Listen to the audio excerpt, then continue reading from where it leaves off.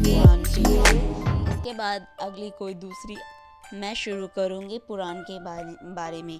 उससे पहले मैं आपको इस विषय में मैं आपको बता देना चाहती हूँ, ब्रह्मा पुराण ख़त्म होने के बाद मैं गरुड़ पुराण शुरू करूँगी और उसकी भी वीडियो बहुत ही जल्द अपलोड करूँगी। तो ये आखिरी वीडियो के साथ हम शुरू करते हैं ब्रह्मांड पुराण में। ब्रह्मांड पुराण समस्त महापुराणों में ब्रह्मांड पुराण अंतिम पुराण है। अंतिम का मतलब होता है आखिरी, होते हुए भी अत्यंत महत्वपूर्ण है। समस्त ब्रह्मांड का संज्ञापान वर्णन इसमें प्राप्त होने के कारण ही इसे यह नाम दिया गया है। वैज्ञानिक दृष्टि से इस पुराण का विशेष महत्व है। विज्ञानों ने ब्रह्मांड पुराण को वेदों के समान माना है। छंद शास्त्र की दृष्टि से यह उच्च कोटि का पुराण है। इस पुराण में वैदभी शैली का जगह जगह प्रयोग हुआ है। उस शैली का प्रभाव प्रसिद्धि संस्कृति कवि कालिदास की रचनाओं में देखा जा सकता है। यह पुराण पूर्व मध्य और उत्तर 3 भागों में विभक्त है। पूर्व भाग प्रक्रिया और अनुसंग नामक 2 पाद है। मध्य भाग उपभोक्ता पाद के रूप में, जबकि उत्तर भाग उपसंहार पाद प्रस्तुत करता है।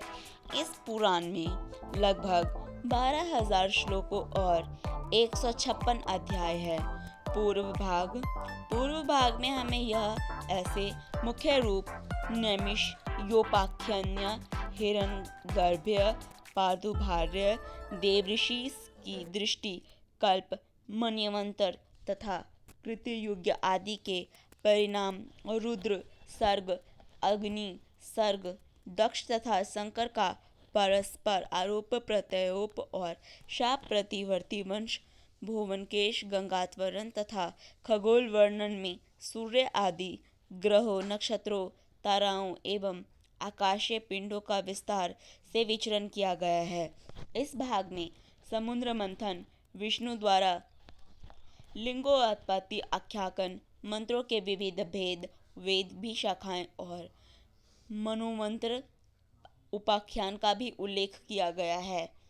और मध्य भाग में यह बताया गया है कि श्रद्धा और पिंडदान संबंधी विषयों का भी विस्तार के साथ वर्णन है। साथ ही परशुराम चरित्र की विस्तारतः कथा, राजा सगर की वंश परंपरा, भागीरथ द्वारा गंगा की उपासना, शिव उपासना, गंगा को पृथ्वी पर लाने का व्यंग प्रसंग तथा सूर्य एवं चंद्र वंश के राजाओं का चरित्र वर्णन प्राप्त होता है।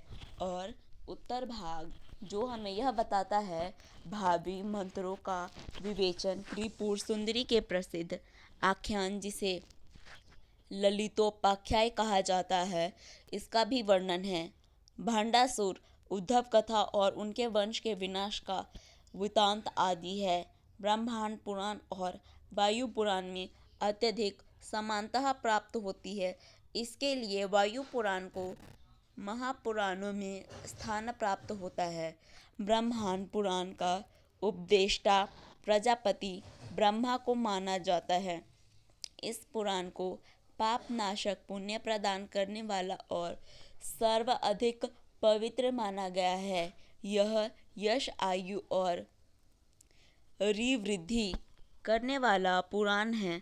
इसमें धर्म सदाचार नीति पूजा उपासना और ज्ञान विज्ञान की महत्वपूर्ण जानकारी उपलब्ध होती है। इस पुराण के प्रारंभ में बताया गया है कि गुरु अपना श्रेष्ठ ज्ञान सर्वप्रथम अपने सबसे योग्य शिष्य को ही देता है।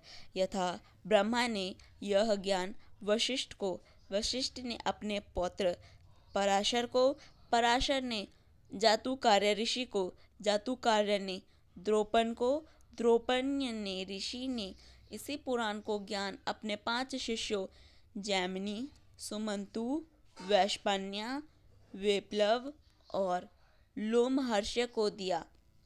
लोमहर्षय सूत जी ने इसे भगवान देवव्यास से सुना। फिर नैमिषारण्य में एकत्रित ऋषि मुनियों को सूत जी ने इस पुराण की कथा सुनाई थी। पुराणों में विविध 5 लक्षण ब्रह्मांड पुराण में उपलब्ध होता है। कहा जाता है कि इस पुराण का प्रतिपादित विषय प्राचीन भारतीय ऋषि जावा द्वीप वर्तमान में इंडोनेशिया से लेकर गए थे। इस पुराण का अनुवाद वहाँ के प्राचीन कवि भाषा में किया गया था, जो आज भी उपलब्ध है। ब्रह्मांड पुराण में भारतवर्ष का भी वर्णन करते हुए पुराणकार इसे कर्म भूमि कहकर संबोधित करता है। यह कर्म भूमि भागीरथी गंगा के उद्गम स्थल से कन्याकुमारी तक फैली हुई है, जिसका विस्तार 9000 योजनाओं में है।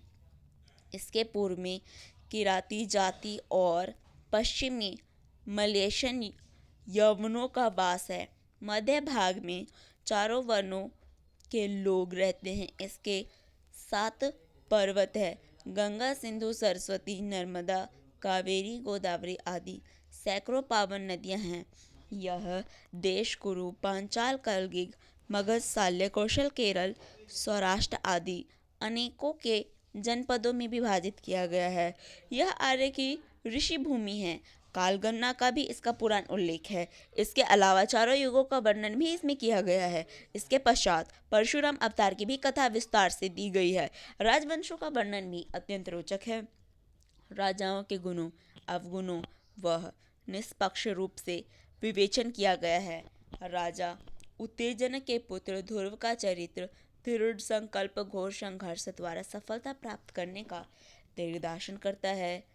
गंगा अवतारण की कथा श्रम और विजय की अनुपम गाथा है। कश्यप, पुलस्त्य, अति, पराशर आदि ऋषियों का प्रसंग भी अत्यंत रोचक है। विश्रामिक और वशिष्ठ के उपाख्यान काफी रोचक तथा शिक्षा प्रसिद्ध है। ब्रह्मांड पुराण में चोरी करने का महापाप बताया गया है और उनमें ये भी बताया गया है और कहा गया है कि ब्राह्मणों की धन संपत्ति, रत्न आभूषण, देवताओं व ब्राह्मणों की धन संपत्ति या उनके रत्न आभूषण की चोरी करने वाला व्यक्ति को तत्काल मार डाल देना चाहिए और यही सजा उनके लिए उचित है।